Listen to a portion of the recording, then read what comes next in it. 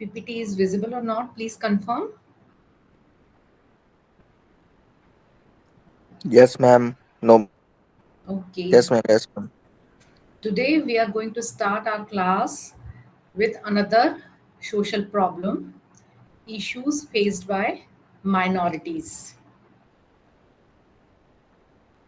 Basically, minorities are any recognizable racial, religious, or ethnic group in the community that suffers some disadvantages due to prejudice or discrimination. Five religious minorities, namely Muslims, Christians, Sikhs, Jains, Buddhists, and Zoroastrians, have been notified as minorities as per the provision of National Commission of Minorities Act of 1992. These six communities constitute about 18% of the country's population. Here, Jain, generally Jain community comes under Hindu religion. That's the reason initially they have mentioned five religious minorities and mainly six communities. Constitutional safeguard for minorities. Under the Constitution of India, certain safeguards have been provided to the religious and linguistic minorities. Some of the important provisions are: number one, the right to conserve language, script, and culture. It means minority group has right to conserve their language, their script, and their culture. Here, we can take the example of Sikh people, Sikh community. The language they use, it is Gurbani, I think, and Ma'am Gurmukhi. Gurmukhi, right? Gurmukhi, and they speak Punjabi. Their scripts or their books or literature,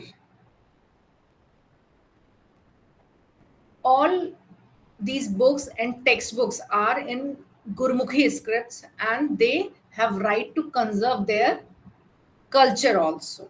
Means whatever the festival they have, they are free to enjoy these festivals.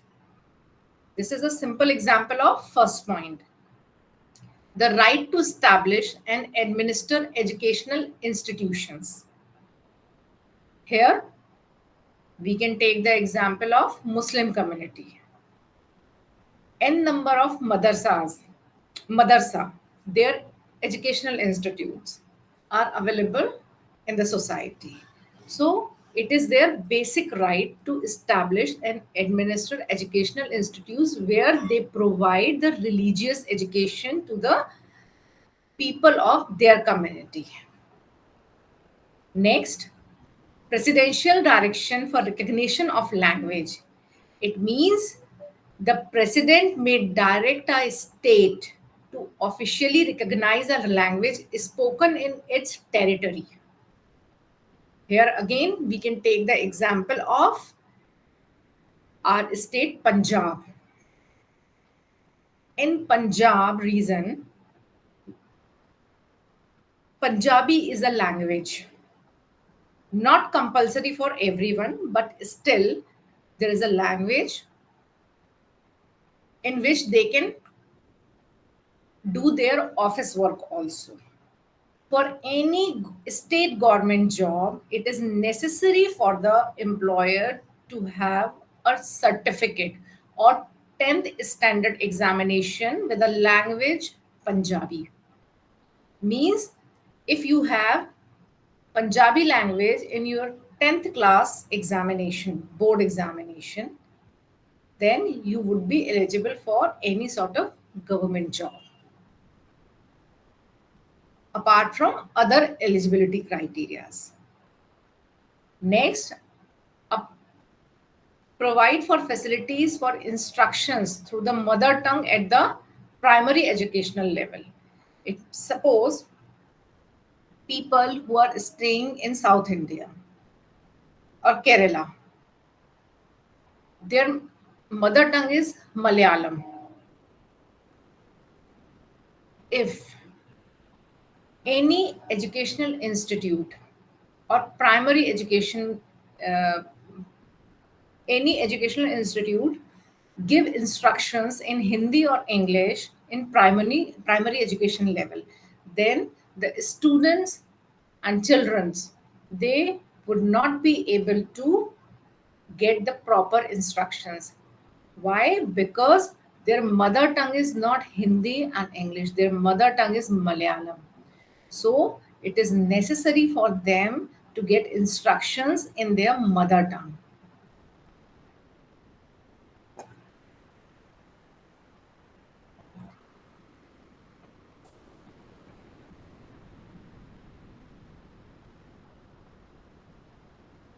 Our next point is welfare of minorities. The 15-point program for welfare of minorities was launched in May 1983. The program is in the nature of guidelines to the states and UTs. UTs means union territories, and aims at giving a sense of security and for ensuring rapid socio-economic development of minority communities. These 15 points program is based on a three-pronged approach, namely, number one, to tackle the situation arising out of communal rights. Second is ensuring adequate representation of the minority communities in employment under the central and state government as well as public sector undertakings. It means they have equal right for employment in every sector, central government, state government, and public sector undertakings also. Number three, other measures such as ensuring flow of benefits to the minority communities under various development programs, maintenance and development of religious places, birth properties, and redressal of grievances of the minorities. Here, the meaning of this point is that all the policies, rules, regulations, development programs run by government, it should be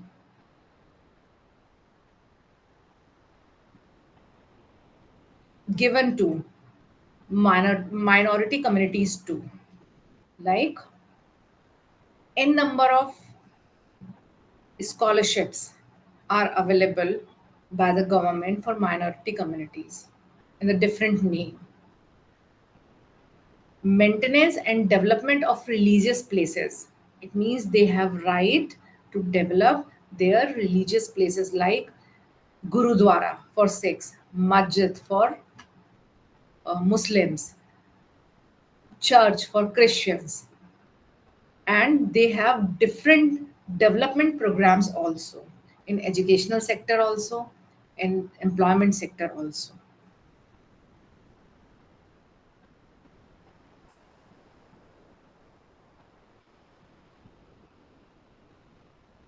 There is a commission, national commission, reconstituted in February 2003 for a period of 3 years, named National Commission for Minorities. There are some functions and powers of this commission as follows: evaluate the progress of the development of minorities under the union and states. It means whatever the development programs are running by the government of our country, time to time evaluation is very must, is compulsory and must. Why? To judge the progress of the development of minorities community. See, by the evaluation only, anyone can understand where we are lacking and where we are heading. Next, look into specific complaints regarding deprivation of rights and safeguards of the minorities and take up such matters with the appropriate authorities.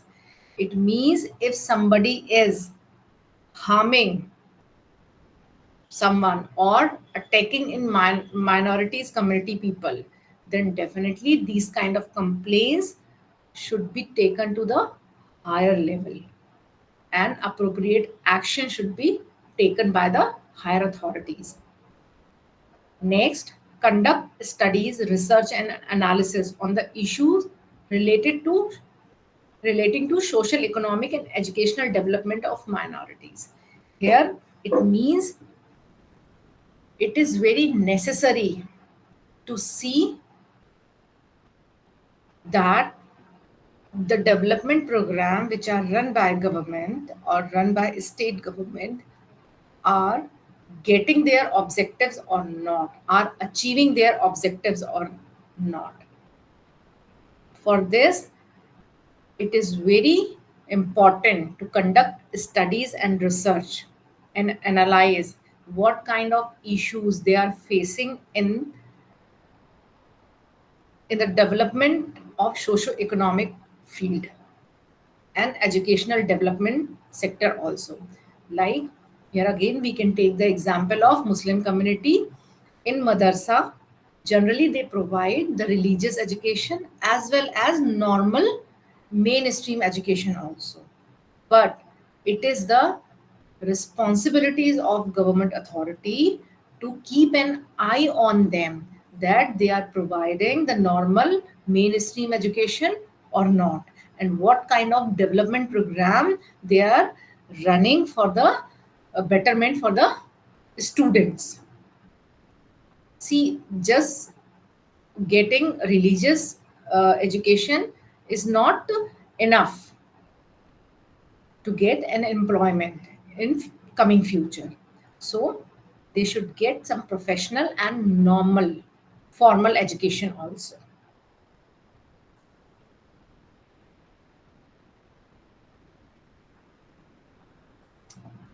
Our next social problem is backward classes. Mainly we have three types of backward classes: other backward classes, scheduled caste, and scheduled tribes. The Constitution of India prescribes protection and safeguards for scheduled caste, scheduled tribes, and other backward classes with the object of removing their social disabilities and promoting their varied interests. The main safeguards are abolition of untouchability. In our ancient time, we have untouchability is a main social problem. We had caste system, still we have the Dalit and Mahadalit caste system. Basically, they are known as untouchable people. They are not allowed to get into any sort of temple or any sort of holy places. So, the main safeguard of our Constitution of India as abolition of untouchability. Next, protection from social injustice and various other form of exploitation. Social injustice, here again we can take the example of labor of division, untouchability, and other social issues also. Initially, these people were not allowed to get admission in educational institutes. Next is throwing open religious institutions of public character to all section of the population.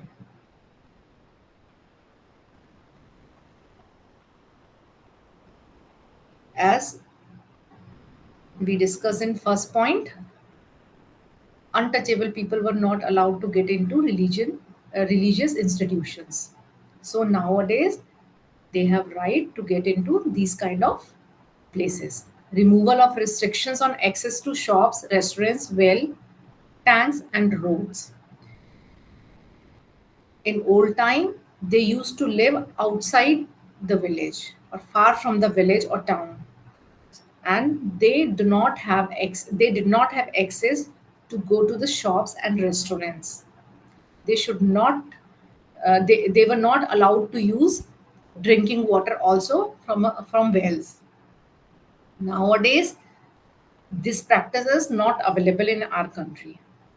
Next, giving them the right to move freely and acquire properties. Again, as every individual in our country has right to get or to buy a property and to move freely, same kind of rights they have, giving them the right of admission to educational institution and receiving grants out of state funds. Here, first point is already clear. Receiving grants out of a state fund, it means scholarship program for them. So that they can get good admission, good education. Permitting the state to make reservations for them in services. Here, it means reservation and employment sector. Like in every government job, we see that there is reservation for backward class, OBC, other backward class, scheduled caste, and scheduled tribe, giving them special representation in Lok Sabha and state Vidhan Sabha. Setting up separate departments and advisory council to promote their welfare and safeguard their interests. See, basically they belong to less privileged class, and for so many years they were like that only. So it is the duty and responsibility of our government to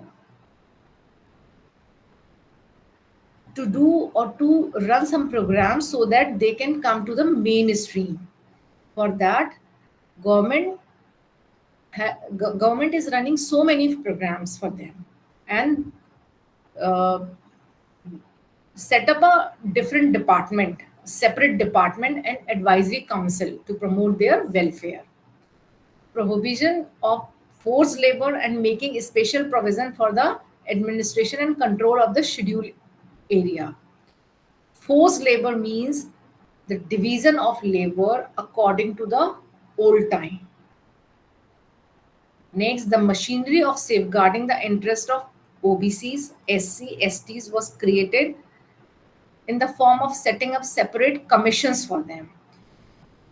Government of India has set up different departments, different agencies and different commissions for the upliftment of other backward class, scheduled caste and scheduled tribe. In next few slides, I'm going to discuss the meaning of OBC, SC and ST. Few days back, Jata has asked me one question: what is scheduled caste and what is scheduled tribe? I'm going to explain it in next slide. Other backward classes. The backward classes are those castes and communities that are notified as socially and educationally backward classes by the state government, or those that may be notified as such by the central government from time to time. Here we have some other backward classes. Example we can take, like the Kalar community. I remember this name only for other backward class. There are n number of other backward classes, but I just remember one example: Kalar community. Kalar people, people who belong to Kalar community or Kalar caste come under other backward class. They get reservations according to their caste system. Next, scheduled caste and scheduled tribes. The scheduled caste and scheduled tribes are officially designated groups of people and among the most disadvantaged socio-economic group in India. Most of them are engaged in jobs like sweeping, scavenging, means search and collect anything usable from discarded waste. In Hindi, it is known as कूड़ा बीनने वाले लोग. Understand? Next is tanning. Tanning job. The process of treating skins of animals to produce leather. The scheduled caste and basically scheduled caste people used to do these Mainly these three jobs. Literacy among scheduled caste people is extremely low. Most of them live below the poverty line and are the victims of social and economic exploitation. It means they had to do these kind of job only. So that is the reason still they come under below poverty line, and they are victim of social and economic exploitation. Now scheduled tribe. Scheduled tribe and scheduled caste both are different categories. Scheduled tribes, at present, India has the second largest tribal population in the world, next only to Africa. The tribes in India are spread over the length and breadth of country. They vary in strength from a few hundreds to several lakhs. The highest number of tribal population is found in Madhya Pradesh and Chhattisgarh. Some of the main problems of the tribals are poverty, indebtedness, illiteracy, bondage. Bondage means slavery or bounded labor job, exploitation, malnutrition, and unemployment. Example of tribal groups are Gond, Bhil, Baga, Senthil. I remember these four names. You can note it down or you can Google it also. Like scheduled tribes available in India, Um, then you will get the name of the ma'am, tribes. Yes, ma'am, do you think it's possible to send me these names of the tribe on definitely. I will WhatsApp? send you. I will Thank send you. you. I will send you, Jata. Thank you. I Okay. have no idea how to type them down. I will send you all the details. Now, National Commission for Scheduled Caste and Scheduled Tribes and their functions and duties to investigate and monitor all matters relating to the safeguards provided for the scheduled castes and scheduled tribes under this constitution or under any other law for the time being in force or under any order of the government, and to evaluate the working of such safeguards. It means the main duty and function of the National Commission for Scheduled Caste and Scheduled Tribe is to see that these rules and regulations are properly executed and implemented or not. People who are working in this commission, in this setup, they have to investigate and monitor all the matters related to SC and ST. Next, measures that need to be taken over conferring ownership rights in respect of minor forest produce to the scheduled tribes living in the forest area. Generally, in our country, scheduled tribes live in forest area. So that it is the duty of National Commission for scheduled caste and scheduled tribe to measure the need to be taken over conferring ownership rights in respect of minor forest produced to the scheduled tribes living in the forest area. Next, measures to be taken to safeguard rights to the tribal communities over mineral resources and water resources as per law. It means whatever the natural water resources are available in the forest area, then they have right to use it. Measures to be taken for the development of tribals and to work for viable livelihood strategies. It means, see, they are living in forest area. They do not have any access to facilities given by government. So it is the responsibility of this National Commission that they should look after the livelihood strategies which are made for them. Measures to be taken to improve the efficacy of relief and rehabilitation measures for tribal groups displaced by development projects. Suppose there is a infrastructure projects running by government, and the road construction is going through or passing through the jungle, passing through the forest. And if any tribal group is staying there or using that land, then it is the responsibility of government to give them some relief fund and to rehab them, or to provide them some other area of the forest to stay.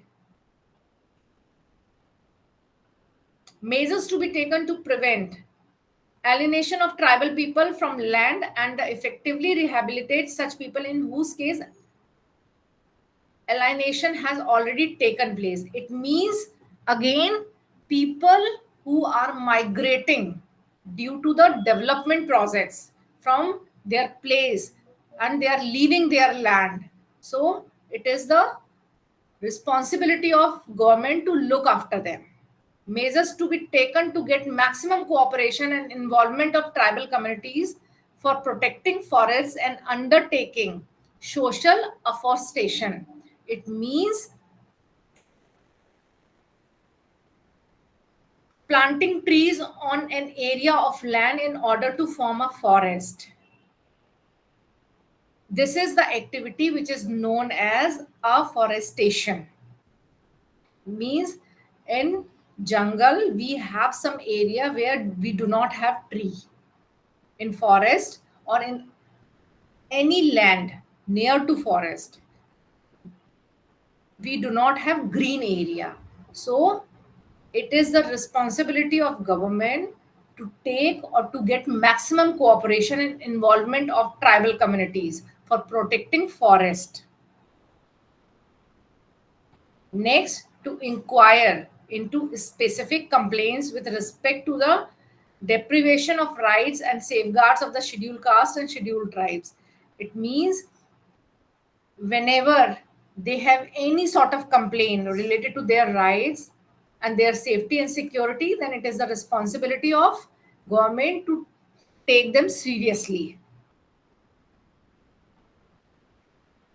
Our next social problem is issues faced by women. Women in the society have been victims of humiliation, torture, and exploitation in both social and family spheres. Today, women are being recognized as important, powerful, and meaningful contributors to the society. Ideologies, institutional practice, and existing norms in the society have discriminated against women. Some of these discriminating practices thrive even today also.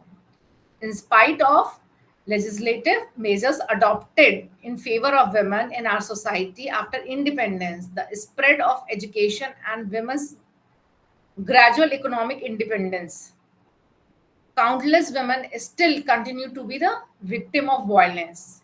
They are beaten, kidnapped, raped, burnt, and murdered. Women to be the victim of violence like rape. Traditional social evils continues to flourish like dowry system. Discrimination in the economic sphere in rampant like unequal wages. Means in workstation or in workplace, generally women has to face this discrimination that they are not getting equal salary to the female or to the male colleague. Why? Because still we have these kind of wrong practices available in our society.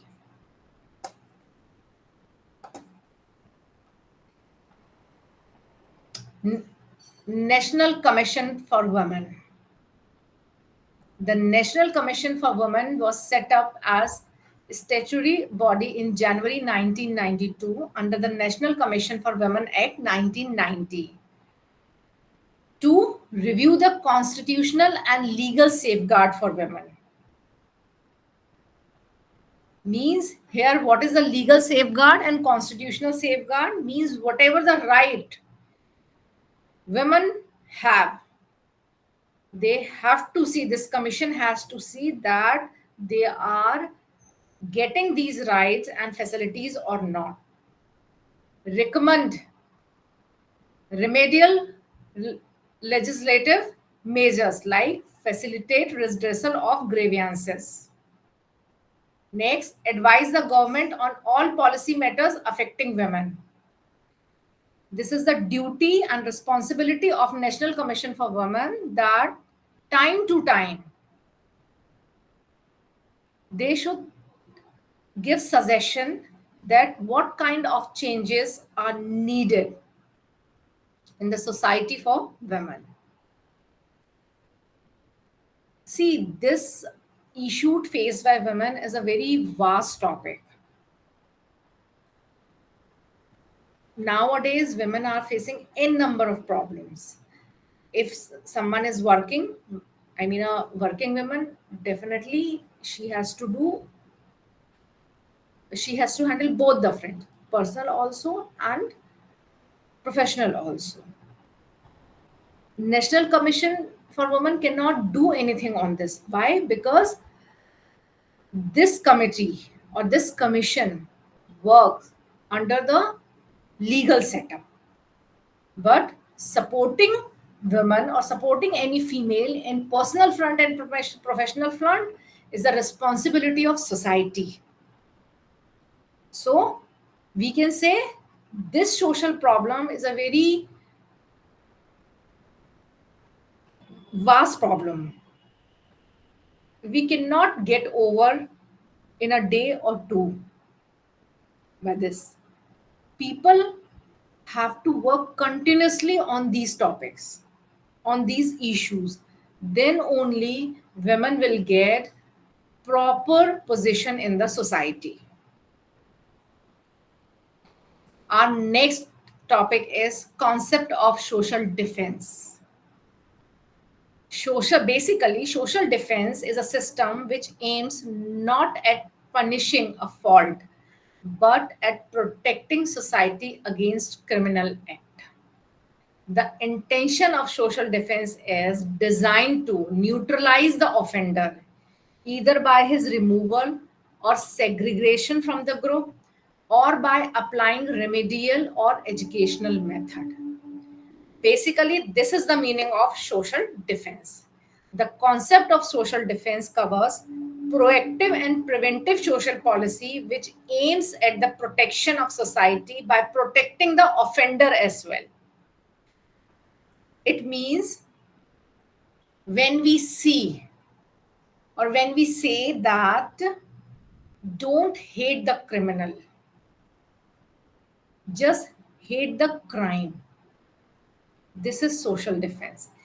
Here we can take the example of any teenager who has some bad habits like drug addiction. How he got drug addicted means there is availability of drug in the society or in the market.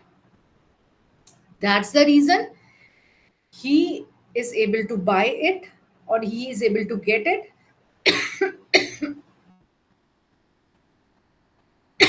Excuse me. Give me a 1 minute break.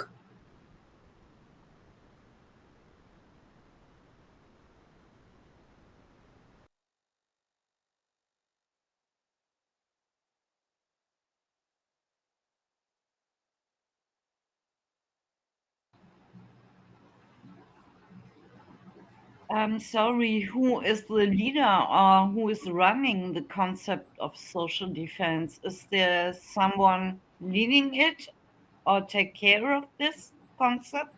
Yes, yes. In our next point, we are going to discuss it. Okay. Suppose, as I have discussed, we were discussing about a case of a teenager who is a drug addicted person. So, if drug is available in the market, then only a person will be able to buy it, right? So here, social defense, the concept of social defense says that we should get that boy treated and simultaneously we should make sure We should make sure that there will be no availability of drug in the market. So it is the basically it is the aim or concept of social defense that we should protect offender also and society also. Now, social defense programs. The Social Defense Division of the Ministry of Social Justice and Empowerment. Government of India is implementing a variety of programs for the neglected and marginalized people. The programs and policies aim at equipping them to sustain a life of respect and to become useful citizen. In this process, the government plays the role of a catalyst. The state government, autonomous bodies, NGOs, and even the corporate world are involved in the implementation of these programs. Means this social defense programs basically run by Ministry of Social Justice and Empowerment. It is a part of Government of India. They run so many programs for marginalized and neglected people. Some of the important programs of the Social Defense Division are: number one, children in need of care and protection. Children who are mentally challenged and physically challenged children. Children suffering from terminal diseases or incurable diseases, having no one to support or look after. Children whose parents and guardians are unfit to exercise control, means they are not capable enough to control their children, or sometimes they are not able to afford the treatment. Abandoned, missing, destitute and runaway children. Children who are being exploited for the purpose of sexual abuse. Children who involved in illegal acts. Children who are into drug abuse and trafficking. So few programs, or very important programs run by Social Defense Division, in which number one is children in need of care and protection. Means they have to see that wherever these kind of children are available in the society, then they have to look after them. Integrated programs for street children. The objective of this program is to prevent destitution of children and facilitate their withdrawal from life on the street. The program provides for shelter, nutrition, healthcare, education, recreation facilities to street children and seeks to protect them against abuse and exploitation. The target group of this program is children without homes and family ties, like street children and children especially vulnerable to abuse and exploitation, such as children of sex workers and children of pavement dwellers. Pavement dwellers means informal housing built on the footpath or pavement of city streets, means people who do not have house to live. Homeless people. Generally, they live in the street, but still they have family. They are known as pavement dwellers. Here we can take the example of Hamari Kaksha. Hamari Kaksha is a name of an NGO situated in Chandigarh, run by housewives of a colony in Panchkula area. Panchkula, nearby Chandigarh. They run a NGO named Hamari Kaksha. Hamari Kaksha basically is a Hindi name, and the meaning of Hamari Kaksha is our class. Here it means our educational class, our the class we are studying in, the institution we are studying in. Here they provide basic education to the street children and children who are into begging. Second example is another NGO named New Light India, situated in Kolkata.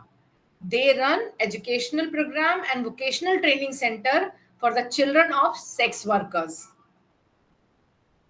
females who are into prostitution. So this New Light India NGO runs so many programs related to education and vocational training. Our next point is inter-country adoption of children. This is a very important point. Inter-country adoption is the process by which you adopt a child from a country other than your own through permanent legal means and then bring that child to your country of residence to live with you permanently. Supreme Court regarding legal principles, norms, procedures to be followed in the inter-country adoptions.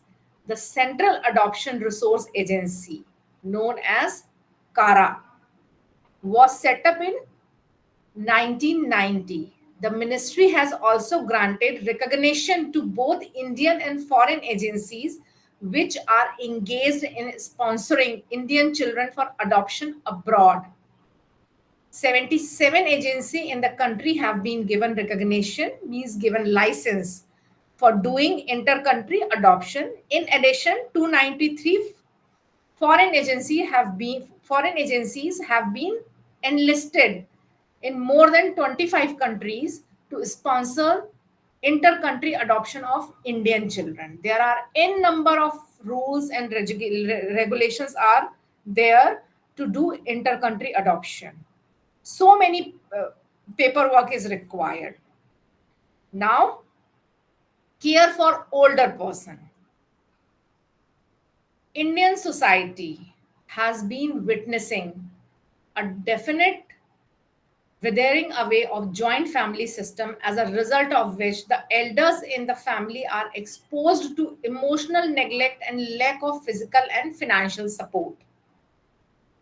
The Social Defense Division of Ministry of Social Justice and Empowerment, Government of India, provides for the needs of older persons through its various programs and activities. In the year 1999, the government has come out with a national policy for older person, NPOP, during the United Nations International Year of Older Persons. The integrated program for the older person is about people above 60 years of age, particularly the infirm. Infirm means not physically or mentally strong, especially through age or illness. Destitutes means extremely poor and lacking the means to provide for oneself, and widows. Under this scheme, grant is given for running old age homes, daycare centers, mobile Medicare units, and also non-institutional services for older person. The aim is to improve the quality of life for older persons. Here we can take the example of widow pension. If a lady lost her husband and staying as widow, and she does not have any support from the family members or relatives, she does not have any source of income, then government provide her the pension as widow pension. I do not know the exact amount of widow pension, but the widow get pension in terms of money every month from the government. Old age homes where elderly people can live who does not have family or family disown them. Daycare centers where they can spend their day, means daycare center timings are normally morning 10 to evening 6. Here they have different kind of facilities, indoor games, setup of a library, sometimes setup of a computer center also, where they can use internet also. Mobile Medicare units means moving Medicare units. Sometimes elderly people are not able to go to the hospital, then they can ask for medical help in one phone call. So these are the programs which are running by Government of India, mainly by the Social Defense Division. Next point is prevention of alcoholism and substance abuse. In our last class also, we have discussed about substance abuse. In order to tackle the problem of drug abuse and alcoholism, a two-pronged strategy of supply control and demand reduction has been adopted. Supply control means handling the people who are running this kind of business. And demand reduction means spreading awareness among people that they should not use drugs, they should not consume drugs and alcohol. The Ministry of Social Justice and Empowerment is working towards number one, building awareness and educating people about the ill effect of drug abuse. Means they are spreading awareness and educating people and telling them that what are the bad effects of drugs. It is very harmful. Dealing with the addict through a well-rounded program of motivation, counseling, treatment, follow-up, and social reintegration of cured drug addicts. This point we have already discussed. Imparting drug abuse prevention and rehabilitation training to volunteers means social workers or volunteers who are working in this field. Provide them training about it, that how to deal with drug addicted people, how you can motivate them to come to the treatment center and counseling center. Next is government is running the following activities with the collaboration of NGOs. Counseling and awareness centers, again it means to get people who are drug addicted over there and make sure that they get treated and they get counseled also. Treatment come rehabilitation centers. Rehabilitation centers are the centers where they have hostel facilities also. Organizing programs in school. Generally, people start taking drugs in teenage. So they organize programs, seminars, and workshops in educational institutes where they spread awareness about it. They make people educated about the drug abuse. Community holding exhibitions. It means to gather or to get the people of communities and educate them and explain them then how we can prevent our society from this social problem. Publish next is publishing newsletters and journals. It means day by day or in our daily routine practices, publishing newsletters and journals about the awareness program and to provide information related to these kind of abuses and social problem. Okay, here we have completed our subject BSW 122. Clear? Any question you have, please ask. Yes, I'm sorry. I'm Tell the me. one. Yes. I like to ask if it's possible to receive like an organigram, because there are a lot of stuff with time things like built on 1999, this organization there, and our national board here. So for me, it's easier to see like an organigram, what are the things from the government and what is involved in the specific Okay. areas, to I'm see a picture. requesting you, Bata, I'm requesting you to share your mail ID in WhatsApp. Okay? Through On WhatsApp. the WhatsApp group, I share it. Thank you. WhatsApp group or send me personally in my personal number.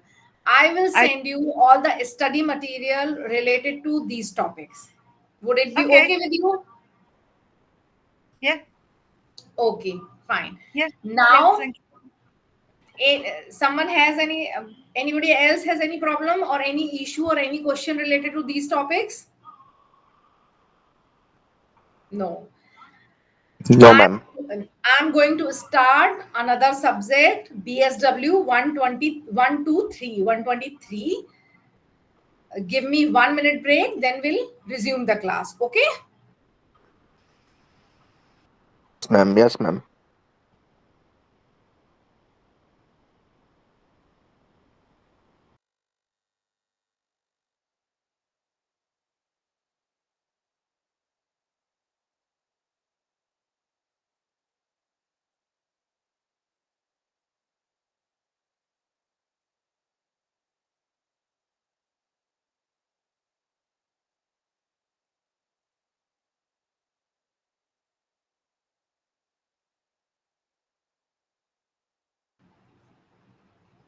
Now tell me, PPT is visible or not? Yes, ma'am. Visible. Okay. Yes, ma'am. Visible. In this subject, BSW 123, we have our first topic as community organization. Basically, the community organization means helping the community to solve its problems by organizing the people in the community. This is the word meaning or basic meaning of community organization.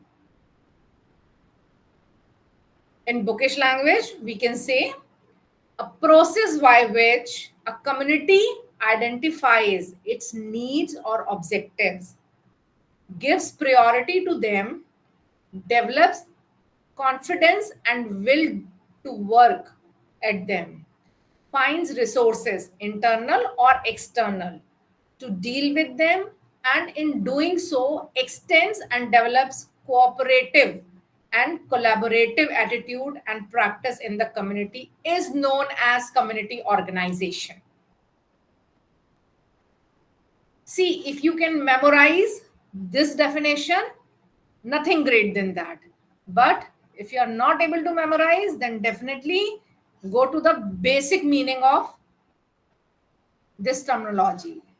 Means community organization means helping the community to solve its problems by organizing people in the community. Basically, this is the basic concept of community organization.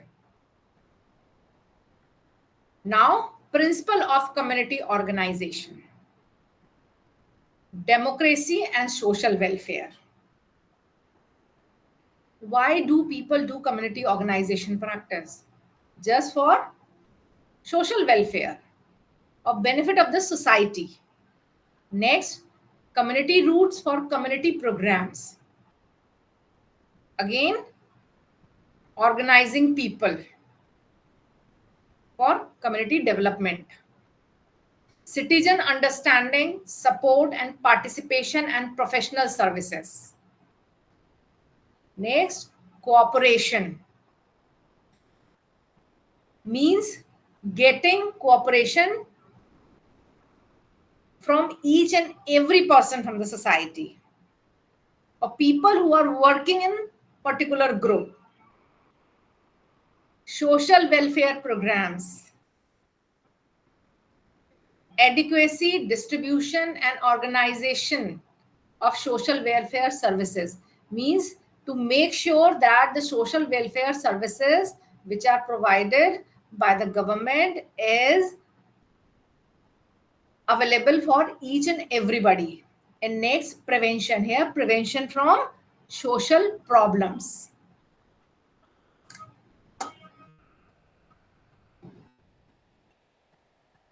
Set of principles for guiding our practice of community organization in Indian context. Here we can say that the principle we have already discussed. From those principles, we are getting a set of principles for guiding our practice of community organization in our society. Number one, community organization is a means and not an end. Basically, it is a method or a means to enable people to live a happy and fully developed life. It refers to a method of intervention whereby a community consisting of individuals, groups, and organization is helped to engage in planned collective action in order to deal with their needs and problems. Here we can take the example of any village which does not have proper roads. Now, people are getting together and making a road for their own village so that they can go to the any place by that road. Means they are developing a means of transport for them. Next, community organization is to promote community solidarity and the practice of democracy. It should seek to overcome disruptive influences which threaten the well-being of the community and the vitality of democratic institutions. In community organization, discrimination and segregation or exclusion should be avoided and integration and mutual acceptance should be promoted. It means wherever we do the practice of community organization for any community development program, definitely discrimination and segregation should be avoided. We should not discriminate people on basis of any factor like gender, education, financial position, economic condition, anything. We should not discriminate people. And we should mutually accept each and everybody that we all are here to work for the society. Next is fact finding and need assessment. Community organization programs should have its roots in the community. Proper fact finding and assessment of the community needs is the prerequisite for starting any program in the community. It means wherever we are going to do any sort of community development program or community organization program, then definitely first of all the group has to analyze that what is the problem, what is the need of the community, and according to that only they should start the program for the development of the community. Next, identification, mobilization and utilization of the available resources. The fullest possible use should be made of existing social welfare resources before creating new resources or services. In the absence of resources or services, the worker has to mobilize the resources from various sources such as community, government, and non-government agencies. Here, we can take the example of, again, the time of corona virus. At the COVID time, when government was setting isolation center for COVID affected people. or people who were suffering from corona or covid, then definitely they use the first government hospitals, private hospital. They they at most use, they fullest use the government hospital sector first of all, government healthcare sectors. After that, they approach private hospitals also, private healthcare sectors. And as we got the increased cases of, or the rapid increasing in covid cases, then they asked community centers and religious places like Gurudwara, community hall of Gurudwara, temple places, and other seminar halls, or the places, the hotels, so that they can use these places as isolation center. Means first they fullest use their existing resources, and after that they have asked other people to to come forward and help them. N number of people were available in the society who offered their own place for isolated people. Like here we can take the example of a family in Pune city. In Pune city, this family has two flats, two apartments. In one apartment they were staying, and another apartment was empty. As they got increased cases of covid in their society, then they offered their another flat which was empty for the people who needed isolation. So they offered their flat to the government, that, and they send them a mail in government hospital or government authority. They offer them that we have 3 bedroom hall flat available which is empty. You can use that flat as an isolation center. Minimum 4 people can get accommodated over there. So here, society people themselves came forward and offer help. Next is participatory planning. The community organization worker must accept the need for participatory planning throughout the process of community organization. It is important that the practitioner prepares blueprint in the beginning of what he or she intends to do with the community. This is done with the community taking into consideration the needs of the community, available resources, and agency objectives. Here we can take another example of any village which organize the community organization program for cleanliness for their village. Then they have decided that how many people will be working in which area. Village is not a small area. Definitely they have lands, they have so many houses, the colonies, apartments.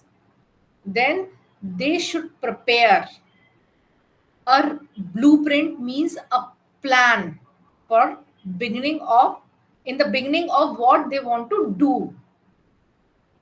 According to that, they should take people, they should hire people, sometimes hire people, or sometimes they should appeal people that come forward and do your contribution toward this activity. Next is active and vital participation. The concept of self-help is the core of community organization. The community members' participation throughout the process of community organization should be encouraged. Self-help by citizen or clientele group should be encouraged and fostered. It means wherever community organization process is going on, or any group is organizing community organization activity, then generally they appeal people come forward and contribute in this activity.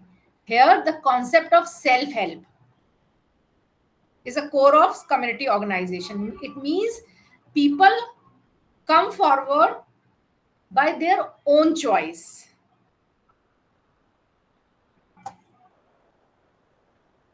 Next is community right to self determination should be respected. The role of the community organization worker is to provide professional skills, assistance, and creative leadership in enabling people's growth and organization to achieve social welfare objectives. The community members should make basic decisions regarding the program and policy.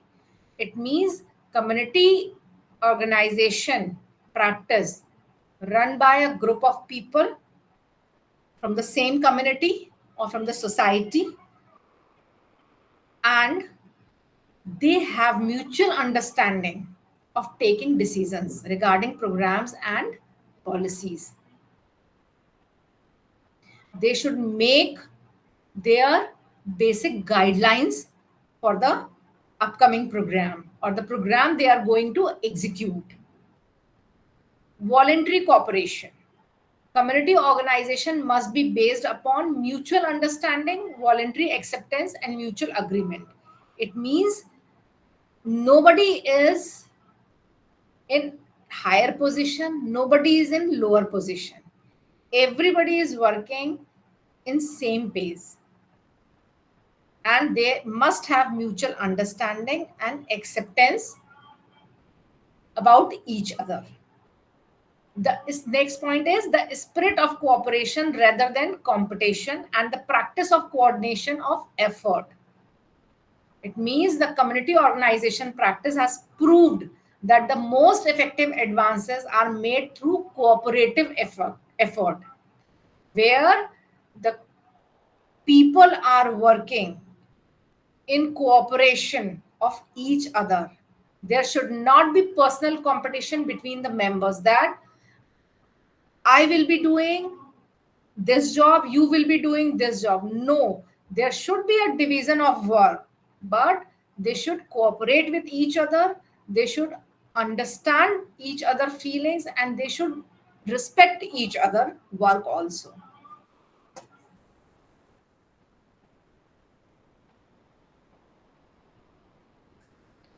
Our next point is recognition and involvement of indigenous leadership.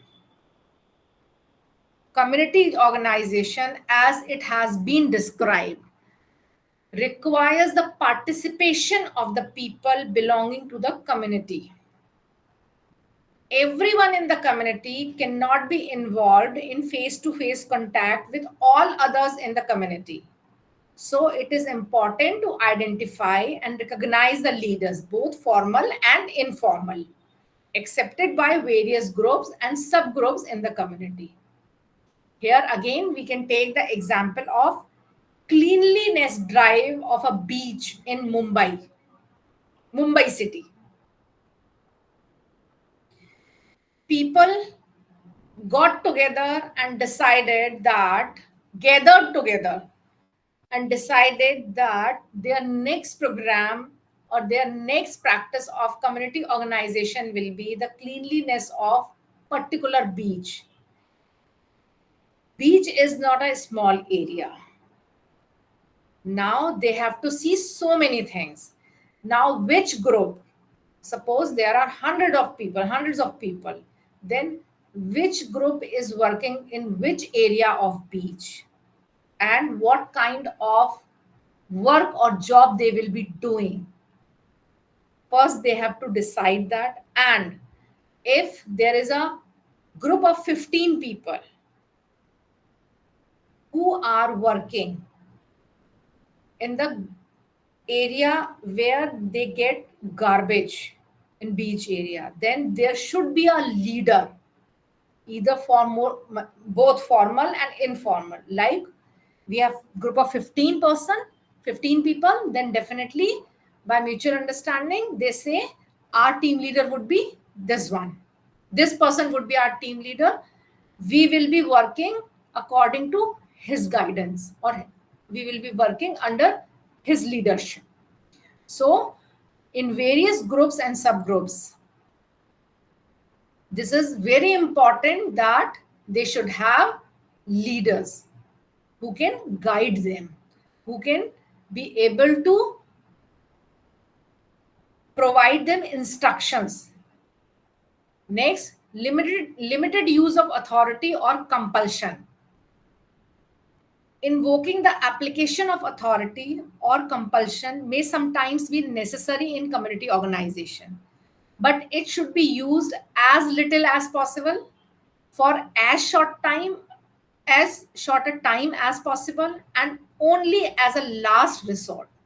It means community organization generally is a mutual effort of people who are working in that particular group.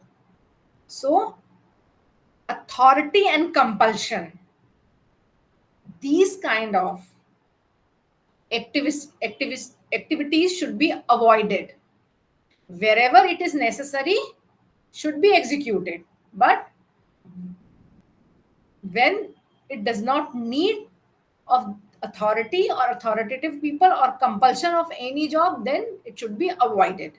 When compulsion must be applied, it should be followed as soon as possible by resumption of cooperative process. Means without Do you having have an example, please? yes, sure. How to use authority and something like law? See, when we practice community organization, then definitely all the activities are pre-planned, that how many resources will be going to be used, how many people will be working in particular area, what kind of job they will be doing. But definitely group of people or any group have different individuals. Every individual has her or his own way of working, right? Her own way of perceiving instructions or getting instructions. So sometimes it is very necessary that you should have one authoritative person who can give instructions. But when we do practice community organization, then we should use limited authoritative activity. It should be a mutual understanding and mutual cooperative activity. Here we can take the example of cleanliness drive of any community center or any religious place, right? Where everybody is working according to their own choice. There is not any compulsion that you should work there. Religious place, we can take the example of Gurudwara, the religious place of Sikh people, right? They do community organization practice which is known as seva. Gurudwara, they are going to Gurudwara for seva. Seva means to help someone or to provide help is seva, right? Now what they do, they they clean the floor, they clean the utensils, they distribute the food, they help in cooking the food. This is what, nobody is asking them to do that. Means there is no compulsion, there is no compulsion for anybody to do that job, and there is no one in higher position who is asking them or instructing the people who are visiting there that you should do this work.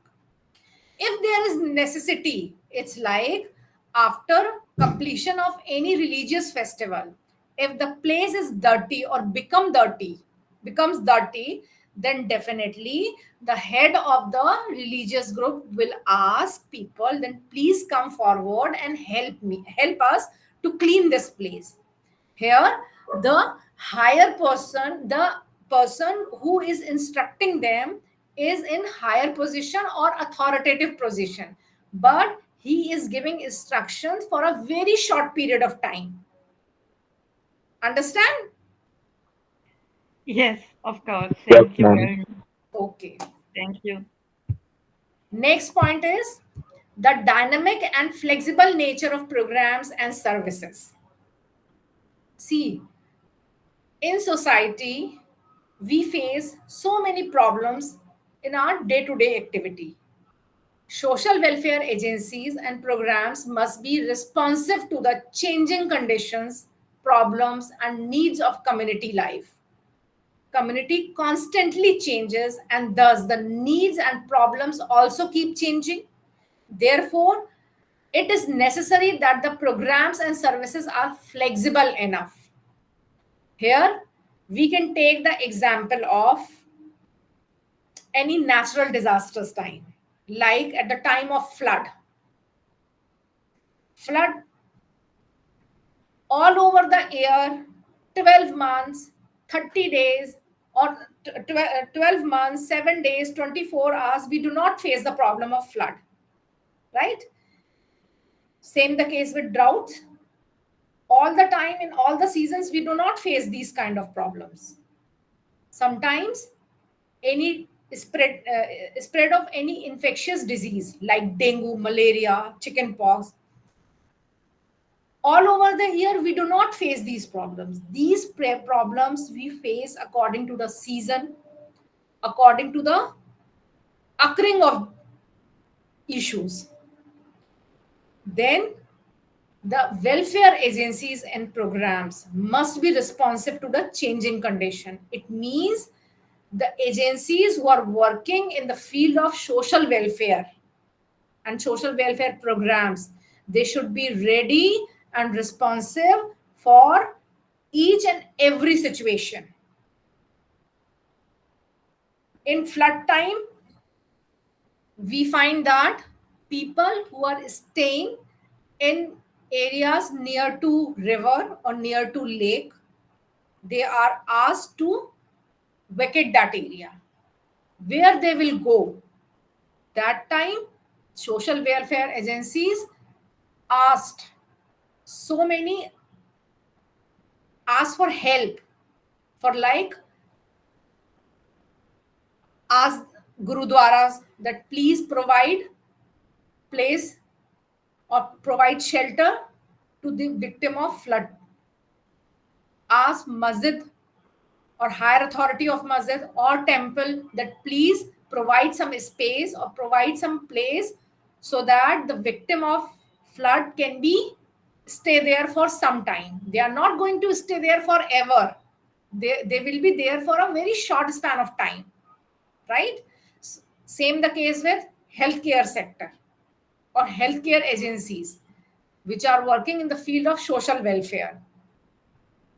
You do not know in coming time or in coming future, in coming days, what kind of disease will be spread in the society. Then they should be ready for every sort of situation. Means it is necessary that the programs and services are flexible enough. Another point is continuing participatory evaluation. Here, evaluation means whatever the program these agencies are running should get evaluated and should get feedback also. As programs are developed to meet community needs, some time must be set aside for evaluation of the process. Regular feedback from the community is very important. Criteria must be set up for evaluation for the programs to see how effective the action has been and what has been accomplished. Got this point, or should I explain it with another example? No, ma'am, it's clear. It's clear. So, should I conclude now? Yes. Yes, ma'am.